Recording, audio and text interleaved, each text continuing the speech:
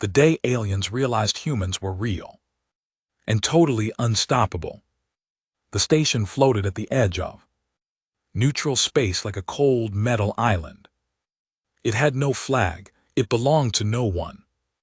That was why both sides had agreed to meet there. The Kynthian Collective had used it before many times with many species. The meetings always ended the same way. A smaller, weaker civilization signed the papers. The Collective got what it wanted. Everyone called it diplomacy. Ambassador Velkar arrived 3 hours early. He liked to be settled before the other side walked in. He liked to already be sitting, already be calm, already be control of the room before the first word was spoken. He had done this for 30 years. He was very good at it. He sat at the head of the long curved table and reviewed his notes one more time. And the species was called human.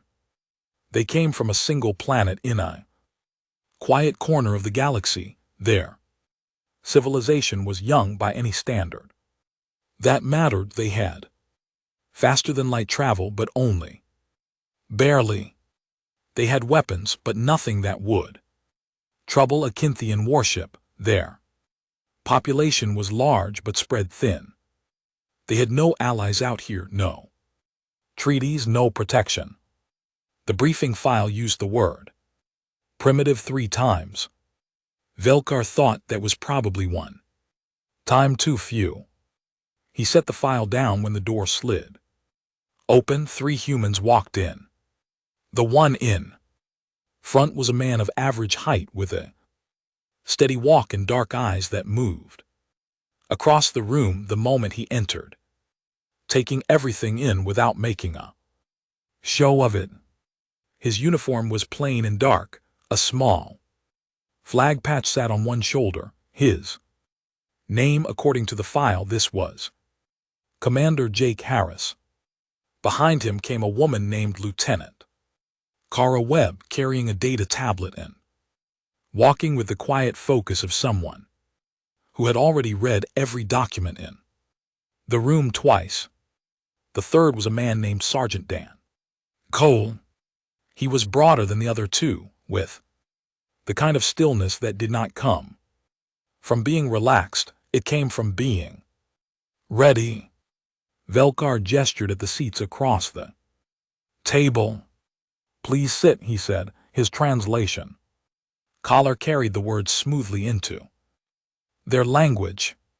Jake pulled out a chair. He turned it slightly before sitting, angling himself so he could see both the table and the door. He did not look at the gesture as a power move. He simply looked like a man who always knew where the exits were. He folded his hands on the table and waited. Velkar had expected fidgeting. Most species fidgeted at this table. Their delegates would arrange and rearrange their documents, pour water they did not drink, glance at their advisors too often. It was a sign of anxiety, and anxiety was useful. It meant the other side already understood the difference in power between them. Jake Harris did not fidget. He simply sat and waited, and his eyes were calm. Velkar cleared his throat. "The Kynthian Collective has reviewed your species' request for formal recognition within our governance framework. We have found your civilization to be at an early stage of development. Integration into the collective would bring your people significant advantages: trade access, medical technology, infrastructure, support, most importantly protection under collective law." Jake nodded once. Then, and what does the collective want in return? Compliance with collective law and governance, a standard taxation arrangement, and military contribution when called upon by the council. Military contribution, Jake repeated. Service, yes. It is standard for all integrated species. You mean conscription? Velkar paused for just a moment. We mean contribution to collective security. Jake looked at Kara. She did not look up. From her tablet, he looked back at the ambassador. I want to make sure I understand you correctly. You are asking us to give up our right to self-governance, pay taxes to a council we have no seat on, and send our soldiers wherever that council decides, in exchange for the significant benefits I described, yes. And if we decline? Velkar folded his hands. Sir, then the offer changes. Changes how? It becomes less of an offer. The room was very quiet for a moment. One of the Kynthian advisors along the wall shifted his weight, Dan Cole. Standing near the human side of the room did not move at all. Jake leaned back in his chair by a small amount, not a retreat, more like a man settling in.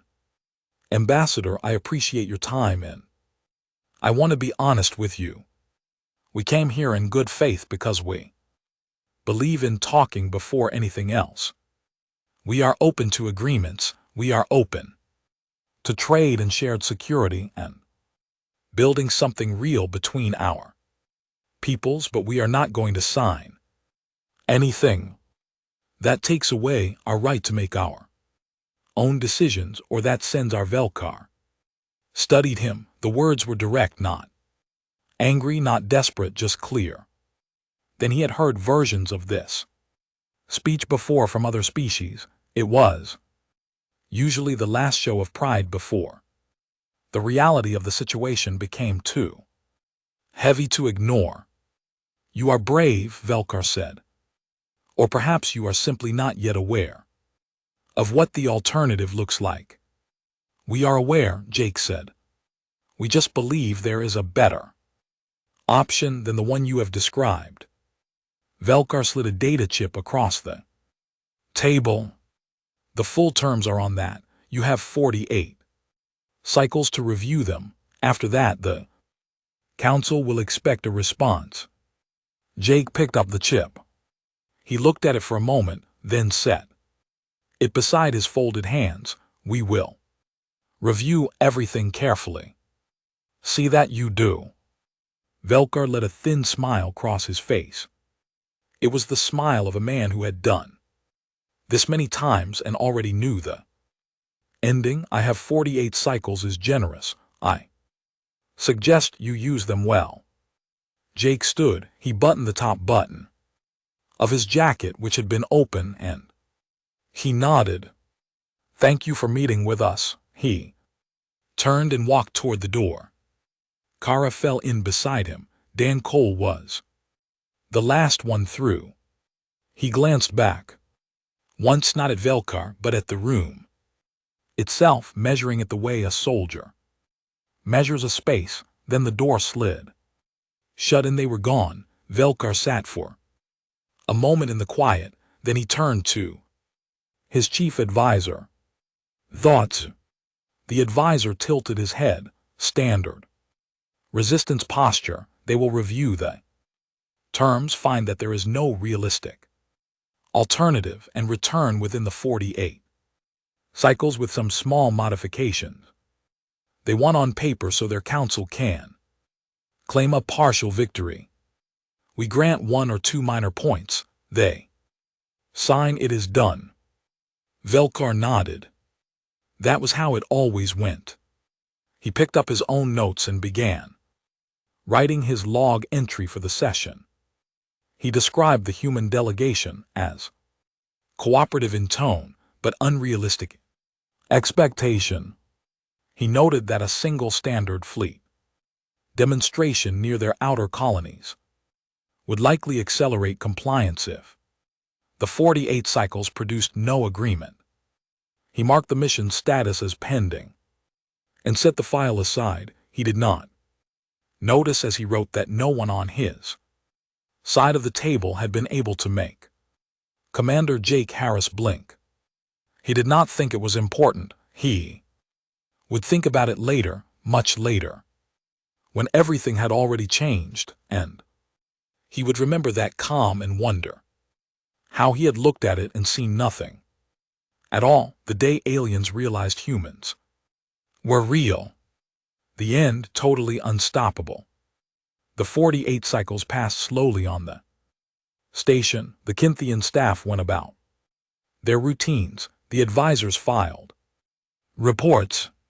Velkar took his meals in his private room and read his briefings and waited for the message that would tell him the humans had made their decision. The message came on the final cycle. It was short. Commander Jake Harris requested a second meeting. He did not say whether it was to accept or to negotiate further. Velkar assumed it was acceptance. They always accepted by now. The weight of reality had a way of settling on a species during those 48 cycles. They would look at their fleet numbers. They would look at the collective's fleet numbers. They would do the math and arrive at the only conclusion the math allowed, and he confirmed the meeting and went to sleep with the easy confidence of a man who already knew how the morning would go. Jake Harris arrived on time again. The same 3 people, the same quiet walk. Kara Webb with her tablet, Dan Cole near the door, Jake at the table with his hands folded, and that same unhurried calm that Velkar was beginning to find mildly unusual. "We have reviewed your terms," Jake said, "and you accept." Velkar said it was not entirely a question. "No," Jake said. The room went still. 2 of the Kynthian advisors along the wall exchanged a glance. Velkar kept his expression flat and his voice even. "Then what is it you are proposing?" "Commander." Jake reached forward and placed a data chip on the table. He did not slide it aggressively. He simply set it down. "A counter-proposal. Open trade access on equal terms. No conscription of any kind. A joint security framework where both sides have equal voice and veto power. Shared intelligence on threats that affect both our peoples. We sit at the table as partners." Velkar looked at the chip but did not pick it up. "You are not in a position to negotiate as partners. With respect, we disagree." "Commander." Velkar's voice was patient but firm. "Your entire fleet is fewer than 300 ships. The nearest Kynthian fleet group alone has over 2,000 vessels. Your weapon systems are projectile-based. Your ships are slower than our courier vessels. You have no allies in this region. You have no treaties. You have nothing that gives you standing to make demands of the collective." Jake was quiet for a moment. The quiet was not uncomfortable for him, and it was the kind of quiet a man used when he was about to say something important and wanted it to land correctly. "Ambassador, can I ask you something?" Velkar opened one hand. "Go ahead. Do you know what Earth's surface gravity is?" The question was so unexpected that Velkar blinked before he could stop himself. "It is in your planetary file. Approximately 9.8 ms squared. That is correct. And Kynthia Prime. 6.1.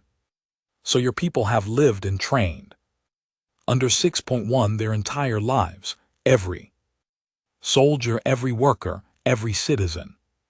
6.1 from birth." Jake paused. "Our people have lived and trained under 9.8. Every human who has ever walked, run, lifted, worked, or fought has done it under a gravitational load that is nearly 60% heavier than what your soldiers experience every day. Velkar said nothing. He was listening. Now in a way he had not been listening before. Kara Webb turned her tablet around and slid it across the table. On the screen was a document. It was dense with numbers and comparative charts. Velkar leaned forward slightly. The document showed human biological data alongside 6 other species that were already part of the collective's military structure, bone density, muscle fiber composition, recovery time after injury, pain response thresholds, cardiovascular output under sustained effort, fatigue timelines measured in hours of continuous high-intensity activity. The human numbers were not just different, nay, they were different in a way that made the Kynthian advisor too. Velkar's left stand up slightly from his chair to get a closer look. What are we looking at? Velkar asked. You are looking at what happens when a species spend hundreds of thousands of years evolving on a high-gravity world, full of things that were trying to eat them. Jake said, you are looking at bone structures dense enough that human soldiers can take impact forces that would shatter the limbs of 3 of the 6 species on that list. You are looking at a cardiovascular system that can sustain high output for hours longer than anything the collective has seen from comparable body mass species. You are looking at pain tolerance ranges that our own doctors still argue about, because the upper end of what a human can function through is outside what their models predicted was survivable. The room was very quiet. The Kynthian advisor, who had stood up, sat back down slowly. He was still reading the document. This is not a threat, Jake said. I want to make that clear. We are not sitting here trying to scare you. We are sharing information because we believe that if you understood what you were actually looking at when you looked at us, this conversation would go differently. He leaned forward just slightly. We are not the small, soft species in your briefing file, Ambassador. We are something that your briefing file did not have the information to describe correctly. Velkar looked at the data for a long moment, then he looked at Jake. Even if everything in this document is accurate, and it does not change the difference in our fleet sizes. You are right, Jake said. It does not. But it changes the calculation of what a conflict between us would actually cost.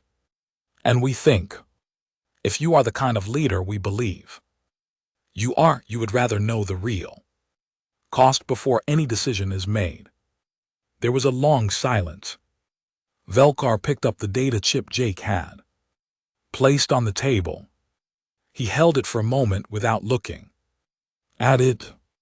I will review your counter-proposal, he said. That is all I am committing to at this time. That is all we are asking, Jake said. They left the same way they always did, quietly, without looking back. Velkar watched the door close and then turned to his advisor. The advisor was still looking at the tablet screen. He had not moved since he sat back down. Oh, what do you think? Velkar asked him. The advisor looked up. I think, he said slowly, that we did not read their file carefully enough. Velkar took the tablet and looked at it again. He stayed with it for a long time. Outside the viewport, stars drifted past in the slow rotation of the station. Somewhere far beyond them was a quiet planet with an unremarkable sun and apparently a surface that had been building something extraordinary for a very long time without anyone out here knowing about it. He set the tablet down and reached for the counter-proposal chip. He told himself he was only going to glance at it. He read it 3 times. The day aliens realized humans were real and totally unstoppable. Nobody planned what happened on Cycle 6. It did not come from any order or strategy. It was not an escalation that either side had arranged.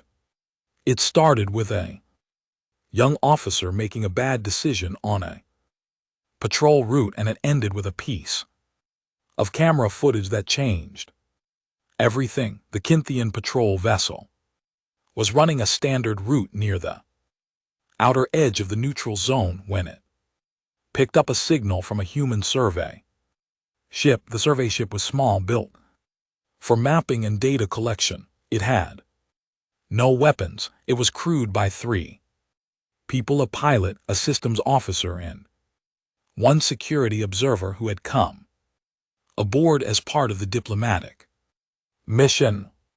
The security observer was Sergeant Dan Cole. The patrol captain's name was Gret Vore. He was young, ambitious, and not entirely familiar with where the neutral zone boundary actually ran on that particular approach angle. He looked at his sensor display, but decided the human ship had crossed into restricted space and made a decision that would have been the right call if his reading of the boundary had been correct. It was not correct. The human ship was inside neutral territory by a margin of several hundred kilometers. But Gret Vore did not double-check. He gave the order to board. 8 soldiers went through the airlock in full armor. They were not expecting a fight.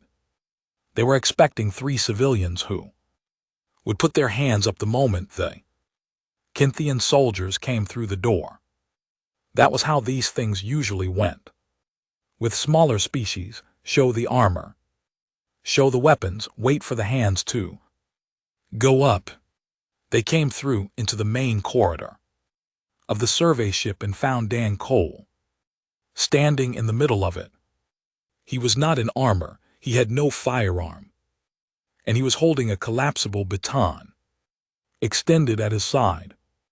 He was standing with his feet a little wider than his shoulders and his weight slightly forward. He was not saying anything. He was looking at them the way a man looks at a problem he has already started solving in his head. The lead soldier told him in Kynthian to stand down. The translation collar on the wall of the corridor carried the words into his language. Dan Cole looked at the collar, then back at the soldiers. "This ship is in neutral space," he said. His voice was level, not loud, not shaking. "You do not have the right to be here. Leave the way you came and we will call it a navigation error." The lead soldier raised his weapon and stepped forward. What happened next lasted 4 minutes and 32 seconds. The ship's internal cameras recorded every frame of it. Then Dan Cole moved first. He did not wait for the soldier to close the distance. He closed it himself, which was the last thing the soldier expected, and the baton hit the inside of the weapon arm before the trigger was reached. The weapon went sideways. Dan was already past it, past the soldier, putting the first one between himself and the others the way water moves around a rock, smooth and without hesitation. He fought the way he had been trained to fight, which was efficiently and without any of the hesitation that comes from wondering whether the situation is really as serious as looks. He already knew it was serious. That calculation had been done the moment the airlock opened. 6 of the 8 soldiers went down in those 4 minutes and 32 seconds. Then 2 retreated back through the airlock and sealed it from the other side. The 6 on the floor were breathing. None of them were in danger of dying. Dan Cole had been precise about that. He had put them down hard, enough to end the fight, and not one bit harder. He stood in the corridor when it was over. He was breathing hard. There were 3 cuts on his left forearm from the edge of a soldier's armor plating. One side of his face was bruised. Something had connected. He was not moving with any sign that the bruise bothered him. He looked at the sealed airlock for a moment, then turned and walked to the communications panel. "Cole to Harris," he said. Jake Harris's voice came back almost immediately. "Go ahead. We had a boarding attempt. 8 soldiers. They came in without warning. The ship is secure. I have 6 of them on the floor and 2 that went back through the lock." There was a short pause. "Are you hurt?" "Cuts on my arm, nothing serious." "What about our crew?" "Locked in the rear compartment, safe. No contact." "Stay put. I am contacting the station now." The footage reached Velkar within the hour. He watched it in his private room, with his door closed and no advisors present. He watched it once all the way through without stopping. Then he went back to the beginning and watched it again, this time pausing at several points to study the motion more carefully. Then he called his chief military advisor and had him come to the room. The advisor watched it twice without saying a word. When it finished the second time, he stood there in the quiet and stared at the still image on the final frame, that which showed Dan Cole standing alone in the corridor with 6 armored soldiers on the floor around him. "He is not exceptional," Velkar said, quietly, almost to himself. He was remembering what Commander Harris had said in their first meeting. "You are not looking at what you think. You are looking at—" The advisor spoke carefully.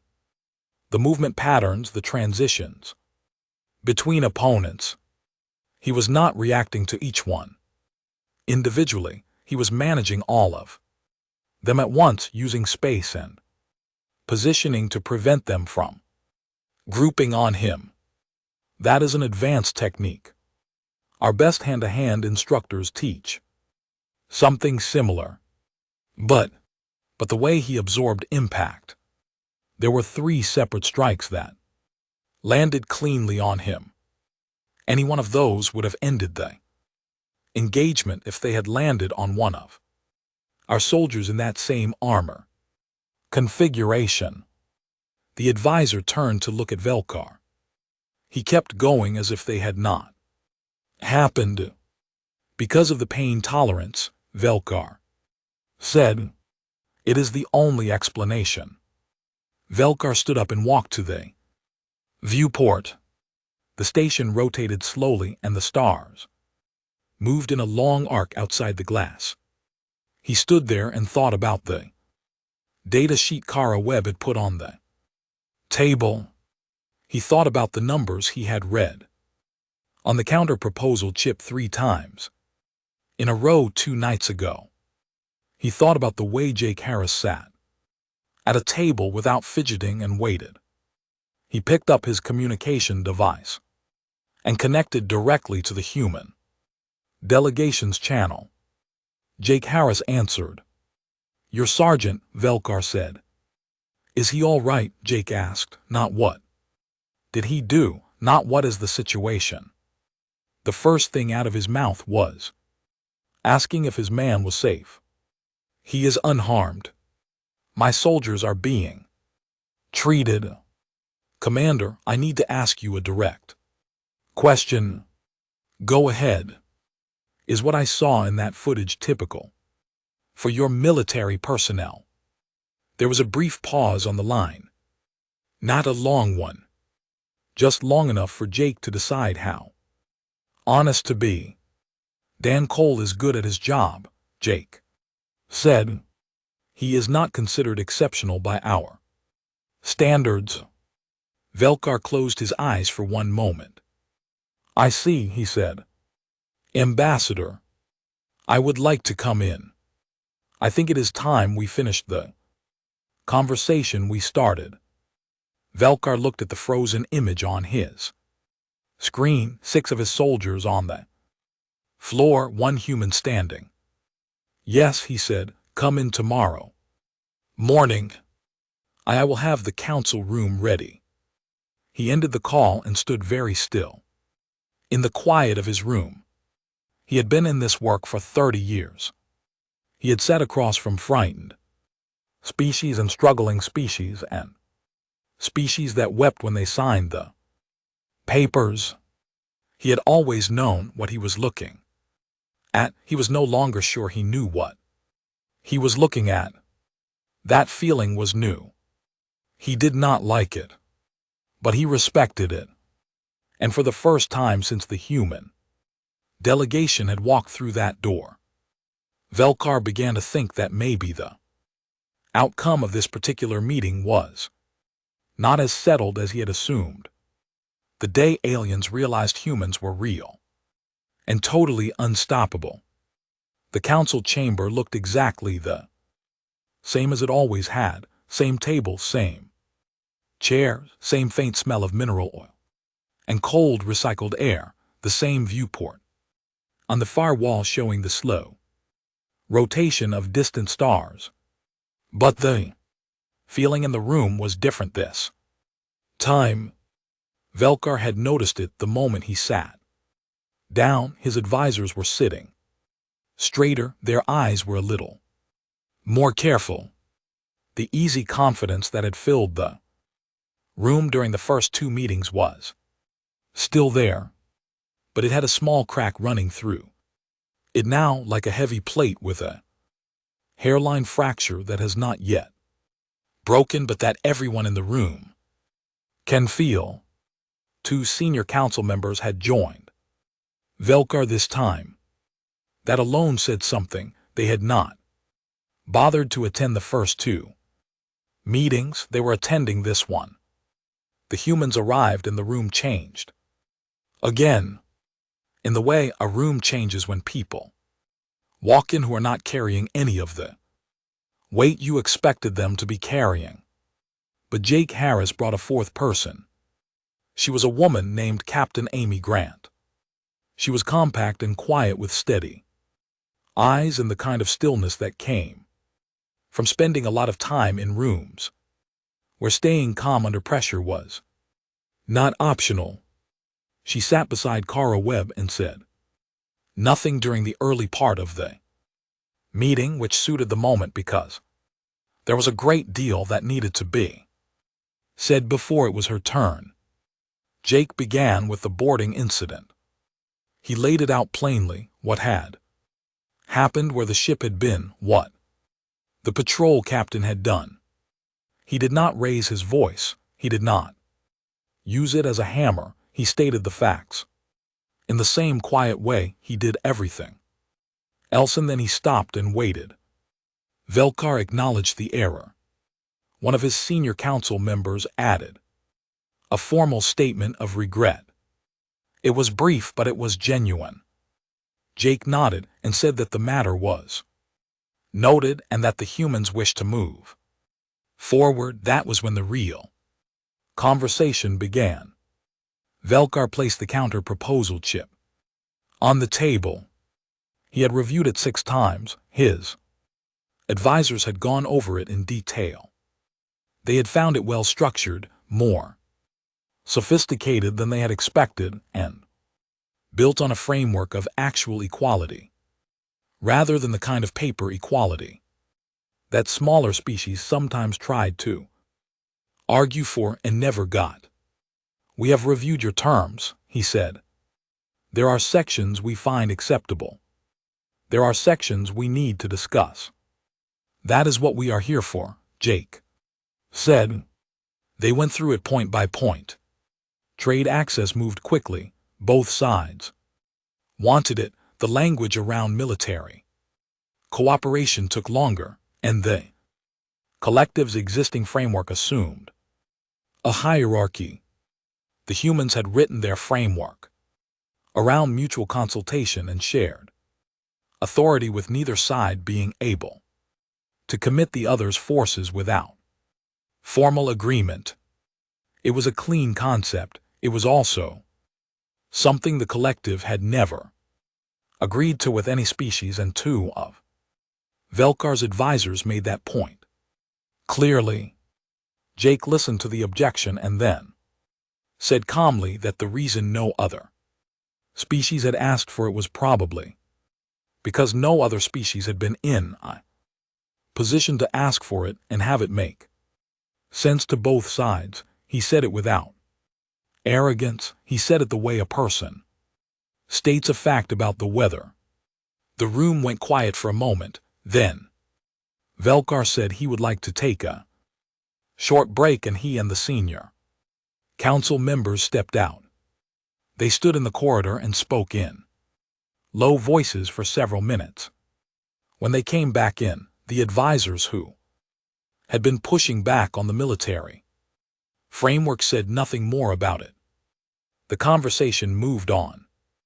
At some point, one of the Kynthian advisors turned to Amy Grant, who had been sitting quietly taking notes, and asked if he could ask her something off the record. Amy looked at Jake. Jake nodded once.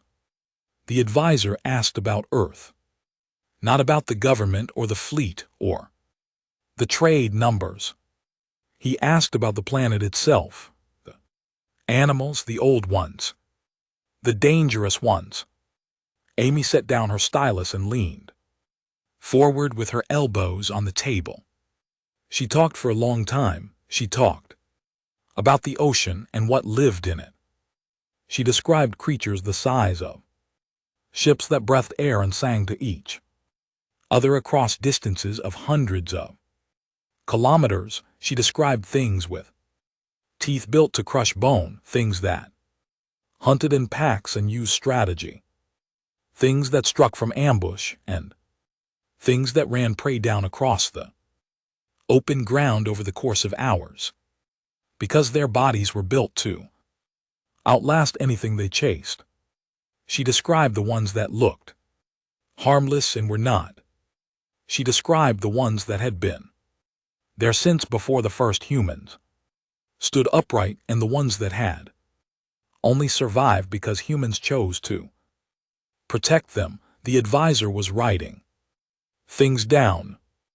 Both senior council members were listening.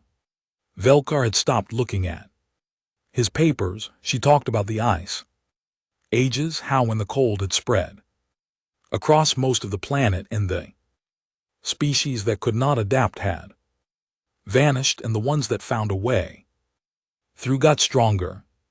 She talked about the diseases, the ones that had swept through human populations and killed enormous numbers, and the ones that humans had eventually hunted down and destroyed with medicine and will and the stubborn refusal to let anything just win. She talked about the volcanoes and the floods and the long dry periods when the land offered almost nothing and people survived anyway. You do not think of your world as a dangerous place, one of the senior council members said quietly when she paused. Amy considered that. We have national parks, she said. Places we set aside so the land stays wild and the animals stay free. We take our children there on holiday. We hike through them. We sleep in tents. She smiled just slightly. We think of our world as home. It is a beautiful place.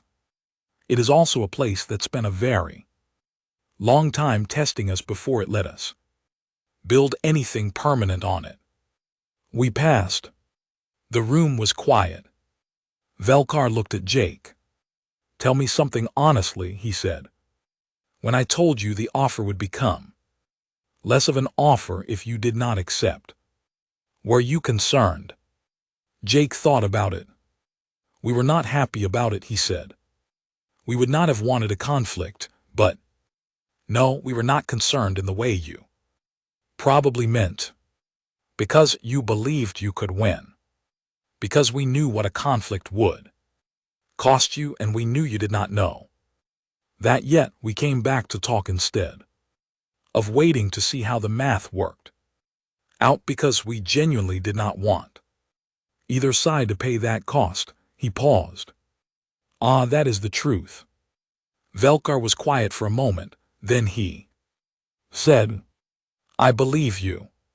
He picked up the counter proposal and wrote something at the top of the first page. He turned it around and slid it across the table, at the top in the cramped angular script of Kinchin formal notation. He had written a single word that translated loosely as accepted as a basis.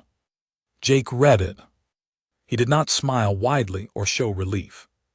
He just nodded, and the tension in the room came down slowly like pressure, releasing from a sealed space, and for the first time in 3 meetings, something felt like it might actually be possible. They worked for 4 more hours that day. Nobody left early, nobody hurried. When they finally stopped for the evening and agreed to continue the next morning, Velkar walked to the door with Jake and said, and without planning to, your world sounds extraordinary. Jake looked at him for a moment. It is. He said simply, you should visit sometime. Velkar watched him walk down the corridor and thought that perhaps he would. The day aliens realized humans were real and totally unstoppable. The final agreement took 11 more cycles to complete. It was not easy. None of the best things are. There were long nights at the table, where the language of a single clause became the center of a 2-hour argument. There were moments when both sides went quiet, and the quiet stretched so long that the station's ventilation system became the loudest thing in the room. There were 2 occasions when Kara Webb set her tablet down very deliberately and said nothing, and Jake Harris leaned forward and spoke in a low, very direct voice that brought the conversation back from the edge and into workable ground. Again, no one on the Kinchin side ever asked what he said in those moments because the effect was clear enough. The conversation continued. Velkar's senior council members pushed back hardest on the joint veto clause. They had never agreed to anything like it.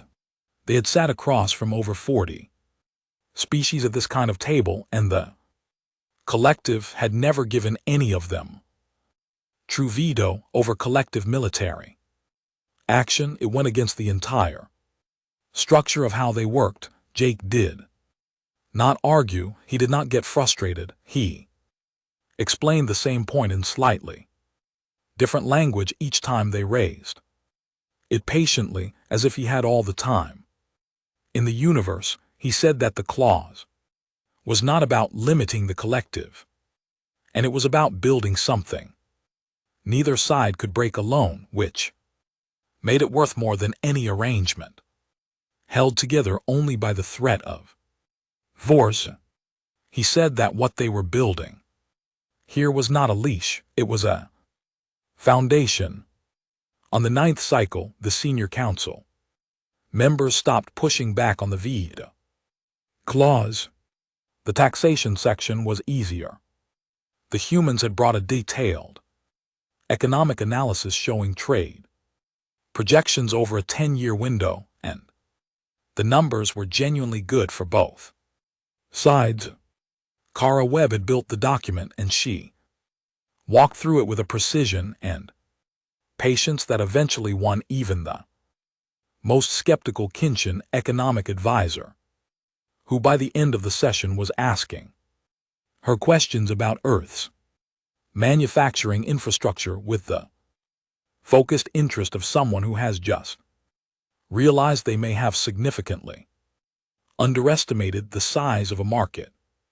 Dan Cole spent most of those 11 cycles in the station's gymnasium or walking the corridors. He was not needed at the table, that was not his role. But word had gotten around after the incident on the survey ship and the Kinchin. Soldiers stationed on the level above the gymnasium had developed a habit of gathering at the observation window that overlooked the main floor each morning. They watched Cole run his routines. They watched him move through training drills, alone, working with the collapsible baton or just with his hands and feet against the heavy resistance bags bolted to the wall, and they did not say anything, they just watched. Some of them started arriving a few minutes earlier each day so they could see the beginning of the session. One of them, a young soldier who was technically supposed to be on administrative duty at that hour, was found at the window by his supervisor on the third day in a row. The supervisor started to say something sharp about duty schedules. Then he looked through the window at what the soldier was watching. He stood there for 4 minutes without saying anything. Then he quietly reassigned the soldier's administrative duty to a different time slot. The signing ceremony was small. Both sides had agreed they did not want something large and performative. A big ceremony felt like theater, and what had been built here was not theater. It was real, and real things did not need a show. Arvilcar stood at the table with Jake Harris. Kara Webb and Amy Grant were there. 2 of the Kinchin Council members stood behind Velkar. The room was the same council chamber where the first meeting had taken place, and the table was the same table, and the mineral oil smell was the same, but the feeling in the room was nothing like it had been on that first day. They signed. Both pressed their marks to the document. A camera on a small tripod recorded it. No speeches were made. Velkar had considered preparing something and decided against it. Jake had apparently made the same decision. When it was done, they looked at each other across the table, and Velkar extended his hand in the human gesture he had seen Jake use at the start of their third meeting. Jake shook it firmly. "Good work," Jake said. "I on both sides," Velkar replied. The room emptied slowly. Amy Grant walked out with the Kinchin economic advisor, the 2 of them still talking about freight corridor routing as if the signing had been a brief interruption in a conversation they intended to continue for a long time. Velkar walked to the viewport after everyone had gone and stood there alone. He looked out at the stretch of space beyond the station glass, out there past the neutral zone markers and the patrol routes in the long dark. Between stars was a system he had once described in a log entry as unremarkable, a quiet star, a mid-tier planet, a young civilization that had not yet understood the power differential between itself and the collective. He had been wrong about most of that. The planet was not mid-tier. He understood that now.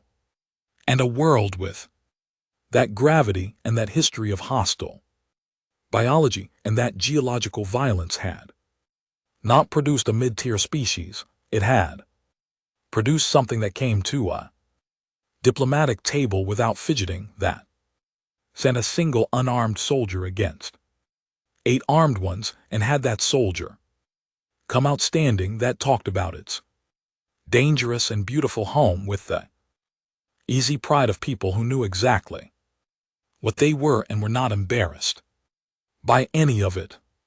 He had almost sent a fleet. He had written it in his log on the first night, a single standard fleet demonstration near their outer colonies would likely accelerate compliance. He was glad the fleet had stayed where it was. He turned away from the viewport and picked up his documents for the next session, and there was already a Follow-up meeting scheduled for the first Joint Trade Convoy Coordination. The Kynthian economic advisor had requested that Kara Webb attend that one. Specifically, Velkar had already approved it. Jake Harris had left the station that afternoon with a short goodbye and no fanfare. He had filed his reports, briefed his crew, and boarded the transport back to Earth on schedule. From what Velkar understood of human culture, he would probably write a summary for the diplomatic record and then take a few days off before the next thing began.